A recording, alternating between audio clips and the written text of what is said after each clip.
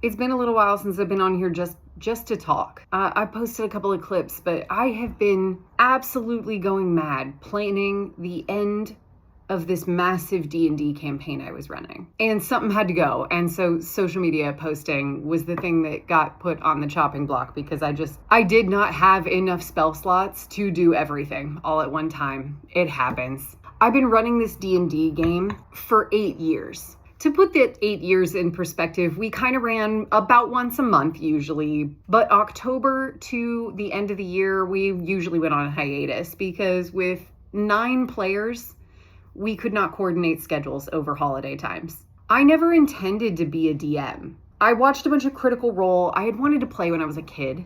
Girls back in those days were not really welcome in a lot of gaming spaces. There are exceptions to that, but generally it wasn't a place that we were invited to be. And as a former theater kid and mostly retired actor, I did miss role playing. That spark of creating a character, living inside of it, and moving as they move. And that was missing from my life. Becoming a fan of Critical Role and realizing like, oh, here's this thing and girls are at the table. I can do this. I caught up on campaign 1 before campaign 1 ended. By watching it, I kind of picked up a lot of the rule set. I was like, I can do this. We should do this. Who wants to play a game? Oh my God, we should do this. And I couldn't find among my friends at the time anyone that was willing to run a game. I decided, okay, fine. If I can't get anyone to run a game, I guess I'll just run a game. What I didn't know is that I was signing up for 8 years. Right around the same time we moved into our house, we started this game. It evolved from 5 players, some left, new ones came in. Eventually, by the end, it ballooned up all the way to 9 players, hence the scheduling problems. As it got further and further into it, I wasn't enjoying it as much. It became a lot of pressure, especially when you're dealing with like 9 players, 9 backstories, 9, hey, what if I do this? 9, can I buy this at the next town that we go to? It became too much, but I knew I was committed to finishing it because I loved every single one of those 9 people involved. When it came time to finish this game, big bad evil guy had been telling them where to go for ages. All I had to do was craft them getting there and what would happen when we got there. And that would be a perfect place to call this campaign closed. We set everything up. We had some remote players that planned to fly in. We were all going to be together because we would always plan these big elaborate spreads and everybody would be like, oh, I wish I could have some of those snacks.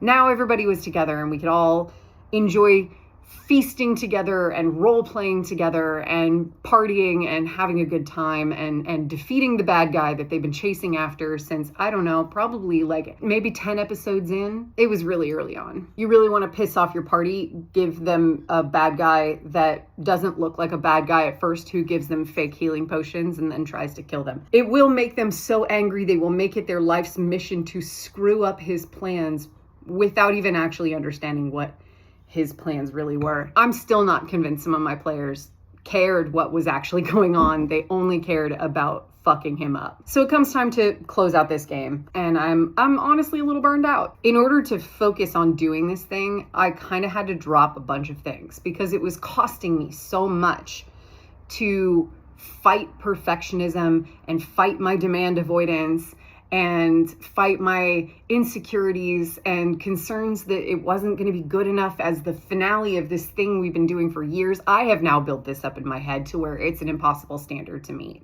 And I feel like I'm not going to be able to do it. And it's not going to be good. So in order to do it, I had to cut a bunch of things out for time and effort and brain space. Pretty much everything that wasn't trying to plan this game dropped out of my existence, except for streaming. I couldn't not stream. It's the way I relax. We got everyone together, all 9 players sitting around the table. We had to use every spare chair we had in the house and some extra table space to accommodate us and snacks and all the things. I have some really fun little clips I'll post together and put them up. It went over well. It worked and it's done. And I completed it. We completed it together. And here I am, super stressed out, fighting through all the planning to get to this point where I just was convinced that no matter what I did, it was not going to live up to anyone's expectations. It wasn't going to cover anything. It wasn't going to take care of anything. And all through the game, every time we took a break, every time I stopped and sat and leaned back in my chair and just looked apparently very stressed out, I had players like messaging me separately at the table, checking on me and hoping that I'm doing okay, and getting me snacks when they notice that I'm not eating all of the things that are on the table, and they just make me a plate and bring it to me. They paid me compliments over the course of this session that I don't fundamentally know how to accept. I am blown away at the impact that this thing had. And when I was feeling really negative about it, and my husband sat me down and said to me, this game brought people together that previously didn't know each other. You made gamers out of people that had had bad experiences and didn't feel welcome or didn't feel like they would enjoy this thing at all. And here they are in a game that some of them have been in from the beginning because you called them in. There are people that DM now because of you. I've never been so profusely thanked for anything by so many people in such a short period of time in my life. He's right. We built a community around this. We literally built our dining room table. It's not a dining room table, it's a gaming table specifically for playing this game with usually these people. But now there's multiple games, and we own 3D printers and cabinets full of miniatures and all these things that all because I just said, screw you. If nobody else wants to run a game, I will. And conscripted some people into playing. People that didn't game, didn't know each other, and now they're running games for each other. It's amazing. For all the people out there that are super hard on themselves and feel like the imposter syndrome and nothing you do is ever going to be good enough or meet this expectation that you've got hanging out in your head. Sometimes you need to zoom out and understand the real impact of what you've done. There's often a lot more there, and it runs a lot deeper than you realize. And if you just take a second and absorb the joy around you, even when stuff is hard. I finished running an 8-year-long D&D campaign.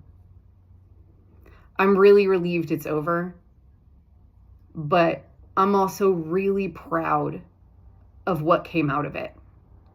Having my husband really say that, you brought people into gaming and you brought strangers together and now they're all friends because of you.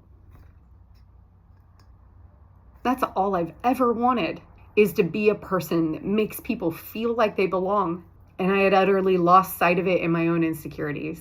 That the dream was there, and here's this table full of people that are all just excited to go kill this bad guy that I invented and they got mad at.